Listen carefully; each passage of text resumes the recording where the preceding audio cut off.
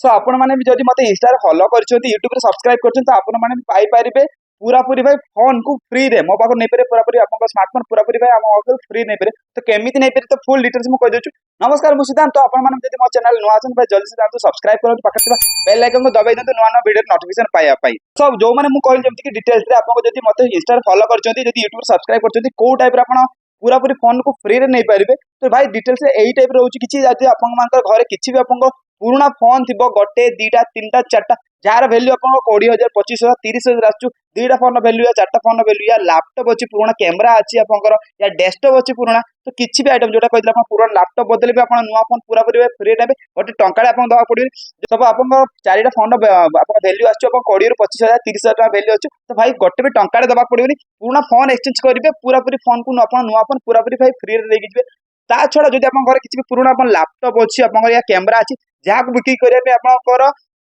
ता बदले आप फोन नहीं पारे बदले आप टंका देवा पड़े आप सब डीएसएलआर रखते एसएलआर रखते डेस्कटॉप रखते लैपटॉप रखते आप एक्सचेंज करके स्मार्टफोन नहीं पारे गोटे नुह आप दुईटी तीन चारोटी पांचटी 10टा 15टा जितना आप फोन एक्सचेंज करके फोन नहीं पारे दीटा नि तीन टा नि गोटे फोन नि आप 50-60 हजार टका जो आप फोन भैल्यू अच्छे जोटा कि यूज वाला फोन तो आप गोटे भल दामिका फोन नहीं पारे सामसंग आईफोन